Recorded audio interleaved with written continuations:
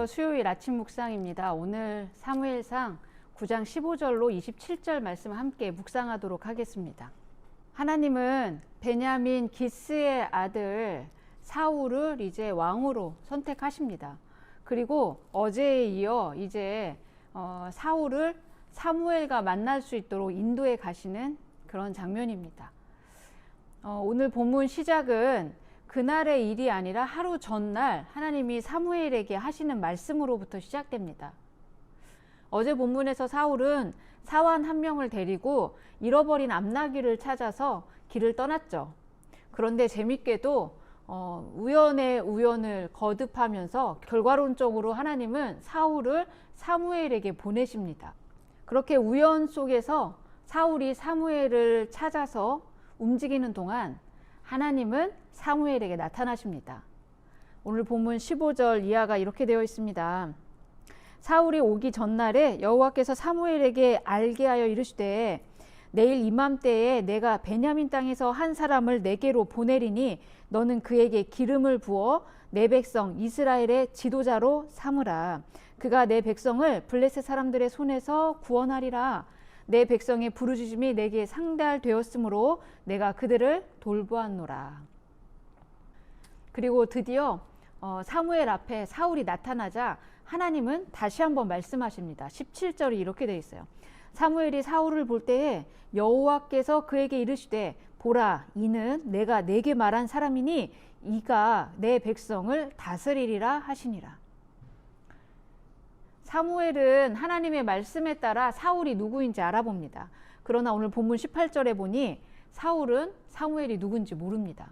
18절이 이렇게 되어 있어요. 사울이 성문한 사무엘에게 나아가 이르되 선견자의 집이 어디인지 청하건대 내게 가르치소서. 아버지의 집에서부터 지금 선견자가 누구인가, 자신이 잃어버린 암나귀를 선견자에게 물어서 찾고 돌아가려고 하는 목적으로 지금 길을 나선 사울은 선견자가 누구인지조차 모릅니다. 사무엘을 앞에 두고도 사무엘이 어떤 사람인지 알지 못하는 그런 상황입니다. 전날부터 사무엘에게 하나님이 말씀하셨고 사무엘은 하나님의 말씀에 따라 사울을 알아보고 이제 주도권을 잡고 사울에게 이렇게 이야기합니다. 사무엘이 사울에게 대답하여 이르되 내가 선견자니라. 너는 내 앞서 산당으로 올라가라. 너희가 오늘 나와 함께 먹을 것이요 아침에는 내가 너를 보내되 내 마음에 있는 것을 다 내게 말하리라. 계속해서 사무엘은 사울에게 사울이 궁금해하는 것부터 다 이야기해 줍니다. 20절입니다. 사흘 전에 일은 내 암나귀들을 염려하지 말라. 찾았느니라. 온 이스라엘이 사모하는 자가 누구냐? 너와 내 아버지의 온 집이 아니냐. 네, 사울이 지금 사무엘을 찾으러 온 것은 잃어버린 암나귀의 행방 때문이었잖아요. 사무엘은 먼저 사울에게 잃어버린 암나귀들 다 찾았다 선언해 줍니다. 그러면서 사무엘은 이런 말을 하죠.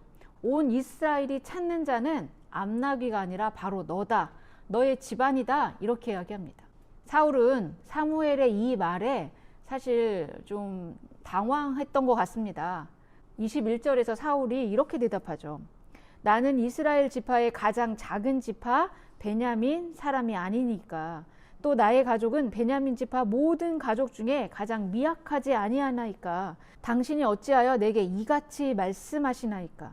사울이 굉장히 겸손하게 자신을 낮추고 있습니다. 네, 사울은 지금 굉장히 겸손합니다. 이후에 사무엘은 사울을 가장 좋은 자리로 인도해서 식사 대접을 합니다. 22절에서 24절의 상황을 보면 사무엘은 미리 사울이 올 것을 대비해서 많은 것들을 준비하고 있었던 모양입니다. 우선 사람들을 청했죠. 30여 명이나 지금 자리에 앉아 있습니다. 그런데 사울에게 상석에 앉으라고 권합니다. 그리고 준비된 요리를 가져오라고 합니다. 넓적다리와 그것에 붙어있는 것들을 사울에게 대접합니다. 이렇게 준비된 요리는 제사장들의 몫을 의미하는 요리들입니다. 사무엘은 자기가 취해야 되는 영역들을 지금 모두 사울에게 대접하고 있습니다. 그리고 25절에 보니 그들이 산당에서 내려 성읍에 들어가서는 사무엘이 사울과 함께 지붕에서 담화하고 26절 그들이 일찍 일어날새 동틀 때쯤이라 사무엘이 지붕에서 사울을 불러 이르되 일어나라 내가 너를 보내리라 하매 사무엘은 하나님이 말씀하신 대로 미리 모든 것을 준비하고 사울을 맞습니다. 그리고 그날 저녁 사울과 사무엘은 밤 늦도록 함께 대화하며 이제 하나님이 만들어 가실 하나님의 나라에 대한 이야기들을 많이 나눈 것 같습니다. 그 다음날 사무엘은 사울을 깨우고 이렇게 이야기합니다. 27절입니다. 너는 이제 잠깐 서 있으라. 내가 하나님의 말씀을 내게 들려주리라. 여러분은 오늘 사무엘과 사울의 만남을 통해 하나님이 어떤 일을 하고 계신지 눈치채고 있으십니까? 저는 오늘 본문을 전지적 사무엘 시점으로 읽어보시길 권해드립니다. 여러분이 사무엘이었다면 오늘 어떤 마음이었을까요? 사울을 만나는 사무엘의 마음은 어떤 마음이었을까요? 사무엘상 8장에서 이스라엘 백성들은 왕을 요구합니다.